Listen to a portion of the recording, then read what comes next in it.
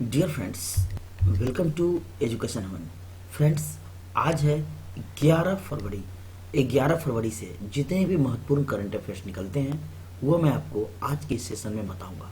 तो शुरू करते हैं आज का सेशन। और आज का पहला प्रश्न है, भारत रत्न 2024 से किसे सम्मानित किया गया है? पीवी नरसिम्हा राव, चौधरी चरण सिंह, एम.एस. स्वामीनाथन। इन तीनों को भारत रत्न 2024 देने की घोषणा की गई है। और मैंने आपको पीछे कर्पूरी ठाकुर के बारे में भी बताया था, लाल कृष्ण आडवाणी के बारे में भी बताया था। यानी कि 2024 में कुल 5 हो गए आपके भारत रत्न। तो विस्तार से जानिए।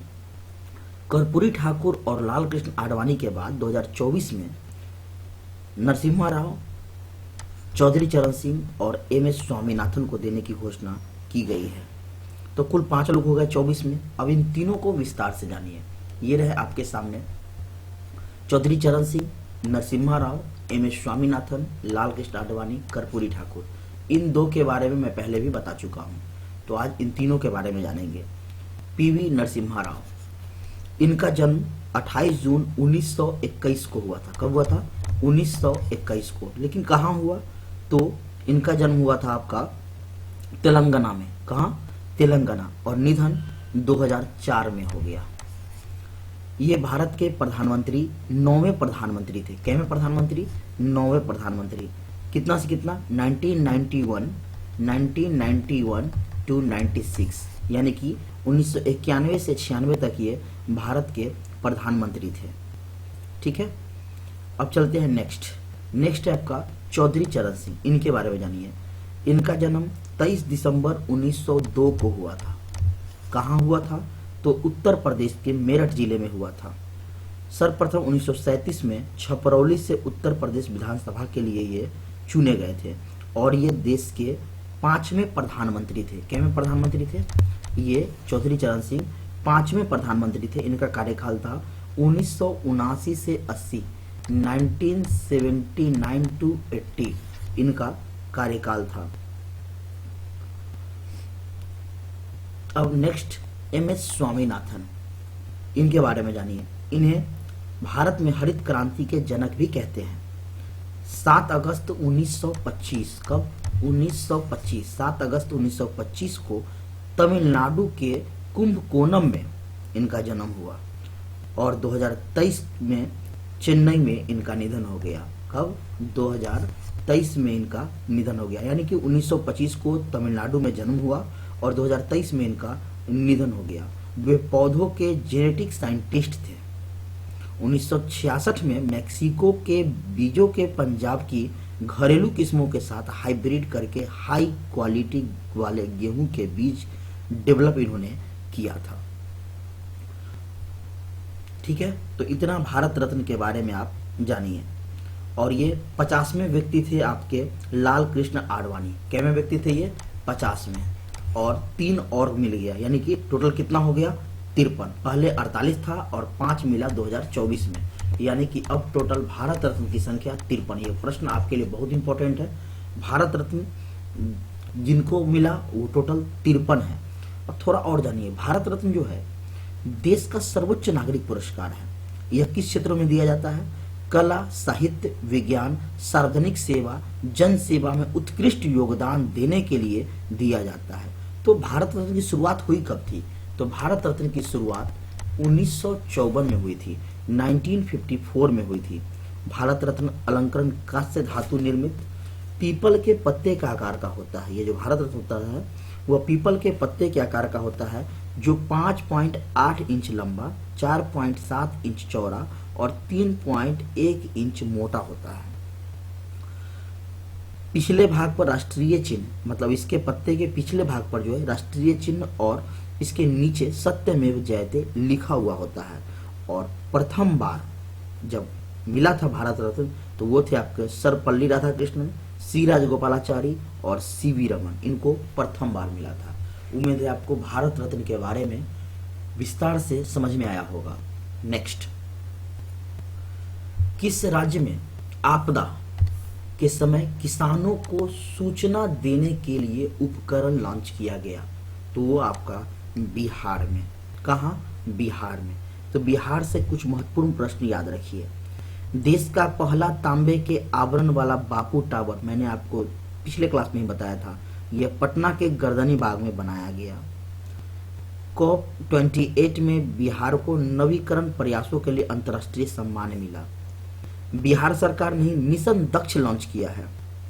बिहार के मुख्य सूचना अधिकारी के रूप में त्रिपुरारी शरण को नियुक्त किया गया है। अब यहाँ बिहार है, बेसिक चीजें जानिए बिहार के बारे में। बिहार की स्थापना 22 मार्च 1912, राजधानी पटना, उच्च न्यायालय पटना, राजकीय भाषा हिंदी, द्वितीय राजकीय भाषा उर्दू, राजकीय पशु बैल, राजकीय पक्षी गौरैया, राजकीय पुष्प गेंदा फूल, राजकीय वृक्ष पीपल, राजकीय चिन्ह बोधि वृक्ष, राजकीय मछली मांगुर, राज्य का महापर्व छठ, जिलों की संख्या 38, अनुमंडल की संख्या 101।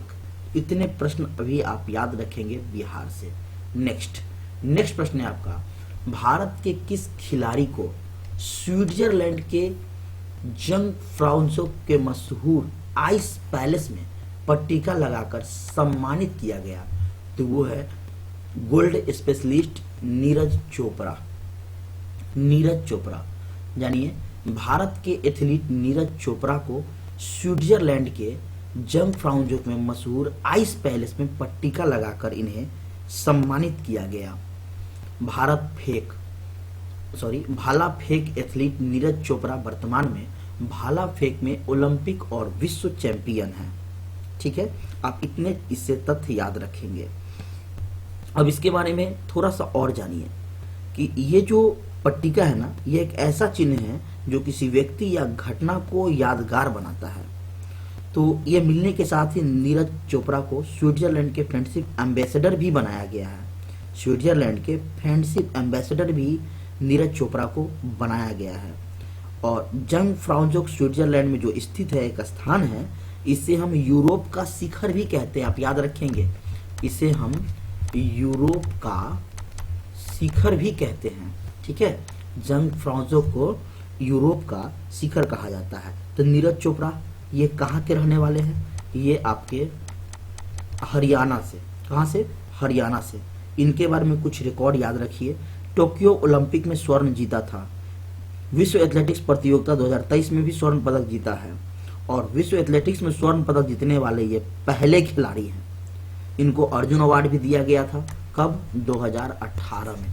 2018 में इनको अर्जुन पुरस्कार दिया गया। मेजर ध्यानचंद खेल रत्न अवार्ड भी इनको मिल चुका है। कब? 2021 में मिला था। और पद्मश्री 2022 में मिला था। तो इनके बारे में बहुत सारे प्रश्न पूछे जा चुके हैं, इसलिए काफी इंपॉर्टेंट है, इसलिए मैंने आपको विस्तार से बताया।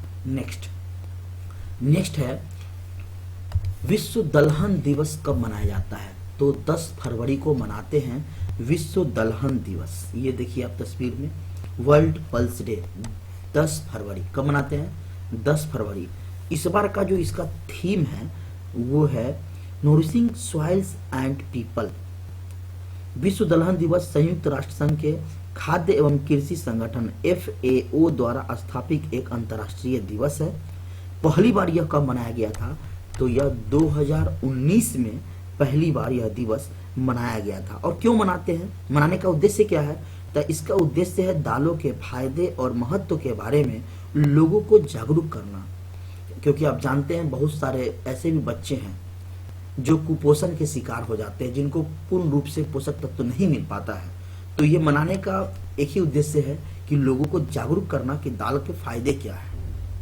ठीक है, नेक्स्ट प्रश्न है आपका, 4th खेलो इंडिया यूनिवर्सिटी गेम्स का आयोजन कहाँ किया जाएगा? तो यह आपका असम में किया जाएगा। कब से कब तक होगा? तो असम के गुवाहाटी शहर में यह 19 से 29 फरवरी 2024 के बीच खेलो इंडिया यूनिवर्सिटी गेम्स अष्टलक्ष्मी 2023 के चौथे संस्करण की मेजबानी इसमें केंद्रीय स्तर पे होगा। और यह प्रतिष्ठित खेल का आयोजन देश भर के विश्वविद्यालय एथलीटों के प्रतिस्पर्धा करने के लिए एक मंच प्रदान करेगा। अब यहाँ खेल है, तो आने वाले कुछ खेल को याद रखिए जो कि बहुत इंपॉर्टेंट है। आप जानते हैं कि 13वां जो ICC ODI क्रिकेट हुआ था वो अपने भारत में ही हुआ था, जिसमें भारत उप विजेता बना था और ऑस्ट्रेलिया विजेता बना था। 14वां आईसीसी यानी कि नेक्स्ट, ये 4 साल पे होता है। नेक्स्ट ओडीआई जो है 2027 दक्षिण अफ्रीका, जिम्बाब्वे और नामीबिया में होगा। नेक्स्ट भी घोषित हो चुका है, 2031 में होगा और भारत और बांग्लादेश में होगा, वो 15वां होगा। आईसीसी T20 वर्ल्ड कप 2024 इसी साल, बहुत इंपॉर्टेंट प्रश्न है आपका, वेस्ट इंडीज और संयुक्त राज्य अमेरिका में होगा।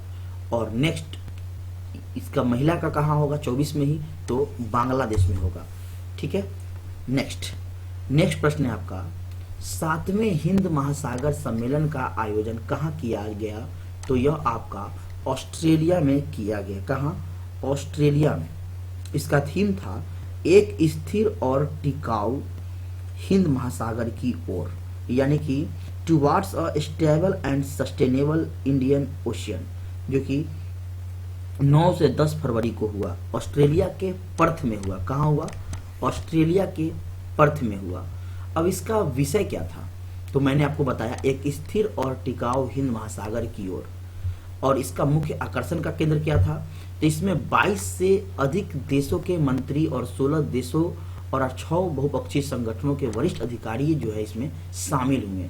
जैसे कि इसमें भारत के विदेश मंत्री एस जयशंकर थे, श्रीलंका के राष्ट्रपति रानिल विक्रमसिंघे थे, ऑस्ट्रेलिया के विदेश मंत्री पेनी वोंग थे, सिंगापुर के विदेश मंत्री आपके डोमिनियन थे। तो इस तरह से जो है आपका इंपॉर्टेंट 22 से अधिक देशों के लोगों ने शामिल हुआ और एक से एक हस्ती इसमें शामिल हुए 7वें हिंद महासागर सम्मेलन में।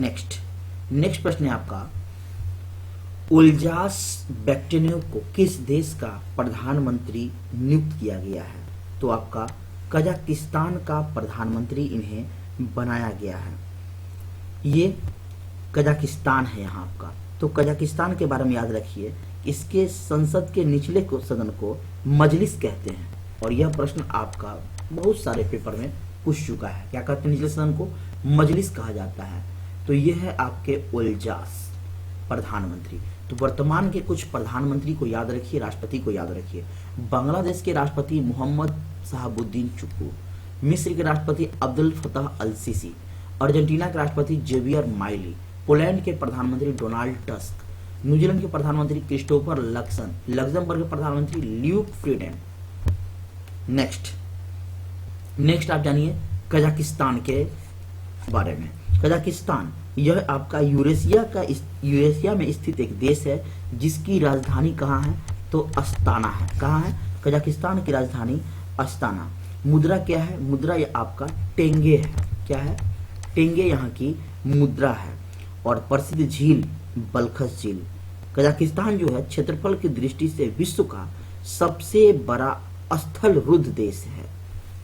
नेक्स्ट प्रश्न है आपका, माइक्रोसॉफ्ट वर्ष 2025 तक भारत में कितने लोगों को एआई ट्रेनिंग देगा, तो 20 लाख लोगों को माइक्रोसॉफ्ट जो है यह ट्रेनिंग देगा 2025 तक। माइक्रोसॉफ्ट के अध्यक्ष और मुख्य कार्यकारी अधिकारी सत्या नडेला ने इसकी घोषणा की। तो इसके मुख्य अधिकारी कौन है, सत्या नडेला। एआई देश में सकल घरेलू उत्पादन वृद्धि को गति देने में मदद करेगी। एआई सेफ्टी समिट 2023 कहाँ हुआ, तो यूनाइटेड किंगडम में हुआ था। एआई सेफ्टी समिट 2023 कहाँ हुआ था, तो ये आपका यूनाइटेड किंगडम में हुआ था, यूके। केंद्र सरकार ने एआई आधारित अनुवादनी ऐप लॉन्च किया। पीछे भी मैं बता चुका हूं, केंद्र सरकार ने एआई आधारित अनुवादनी ऐप को लॉन्च किया। गूगल ने आर्टिफिशियल इंटेलिजेंस यानी कि AI neural network Gemini AI launch किया है। कौन, जेमिनी एआई, बहुत इंपॉर्टेंट है आपका। जेमिनी एआई लॉन्च किसने किया है, तो आपका गूगल ने किया है। किसने किया है, गूगल ने। अब यहाँ आपका माइक्रोसॉफ्ट है। तो माइक्रोसॉफ्ट विश्व की सबसे बड़ी सॉफ्टवेयर कंपनी है जिसकी स्थापना 4 अप्रैल 1975 को हुआ था, 1975 को। इसका मुख्यालय कहाँ है, इसका मुख्यालय वाशिंगटन में है। कहाँ है, वाशिंगटन में इसका मुख्यालय है, यूएसए। और संस्थापक कौन है, बिल गेट्स और पॉल एलन। नेक्स्ट प्रश्न है आपका, लक्ष्मी नारायण अंतर्राष्ट्रीय पुरस्कार से किसे सम्मानित किया गया है, तो प्यारे लाल शर्मा को सम्मानित किया गया है। प्यारे लाल शर्मा को 2024 का पद्म भूषण भी दिया गया है, इसलिए यह प्रश्न बहुत इंपॉर्टेंट हो जाता है। इनको 2024 का क्या दिया गया है, पद्म भूषण से सम्मानित किया गया है। अब यहाँ अवार्ड है, तो कुछ अवार्ड आप याद रखिए, जैसे colonel CK Naidu award Ravi Shastri को मिला है। फिल्म फेयर अवार्ड में बेस्ट अभिनेता रणवीर कपूर को मिला है। फिल्म फेयर अवार्ड में बेस्ट अभिनेत्री आलिया भट्ट को मिला है। ICC पुरुष T20 cricketer of the year 2023 Suryakumar Yadav को मिला है। इतने प्रश्न आप याद रखेंगे। नेक्स्ट है आपका, टाटा ट्रस्ट कहाँ भारत के पहले छोटे पशु अस्पताल का उद्घाटन करेगा? तो मुंबई में। कहाँ करेगा? मुंबई में। तो आप इसके बारे में जानिए, मुंबई, यानी कि मुंबई से रिलेटेड बहुत इंपॉर्टेंट प्रश्न आपको मैंने पीछे भी बताया है कि FDI प्राप्तकर्ता के रूप में मुंबई यानी कि महाराष्ट्र शीर्ष पर है, और महाराष्ट्र में ही मुख्यमंत्री वयोश्री योजना शुरू करने का फैसला लिया गया है। यानी कि वयोश्री योजना कहाँ शुरू हुआ? तो यह आपका वयोश्री योजना मुंबई में ही शुरू हुआ। 27वें राष्ट्रीय युवा महोत्सव का आयोजन नासिक में हुआ। महाराष्ट्र पुलिस का नया DGP रश्मि शुक्ला को नियुक्त किया गया है, और देश की सबसे बड़ी अर्थव्यवस्था के रूप में महाराष्ट्र उभरा है। पुणे ने सबसे बड़ी पढ़ने की गतिविधि का गिनीज वर्ल्ड रिकॉर्ड हासिल किया है। तो इतने प्रश्न आपके मुंबई से बनते थे। नेक्स्ट आपका है होमवर्क। किस राज्य के मुख्यमंत्री ने सरकार गांव के द्वार पहल का अनावरण किया है? और इसका आंसर आपको कमेंट बॉक्स में बताना है। तो फ्रेंड्स, मैंने आपको टॉप 10 प्रश्न बताया करंट अफेयर से, जो आपके एग्जाम से रिलेटेड है। आज की इस वीडियो से 1-2 प्रश्न जो कि आपके हर एक एग्जाम में पूछने की चांसेज है। भारत रत्न आप जानते हैं कि भारत के सबसे बड़े अवार्ड है, और इससे आपको प्रश्न पूछा जाएगा, जो कि कुल 5 लोगों को दिया गया। तो हर एक प्रश्न आपके लिए इंपॉर्टेंट है, तो जुड़े रहिए हमारे साथ। मैं आपके लिए प्रत्येक दिन महत्वपूर्ण करंट अफेयर्स लाते रहता हूँ। फिर मिलते हैं नेक्स्ट वीडियो में। Thank you very much watching for this video.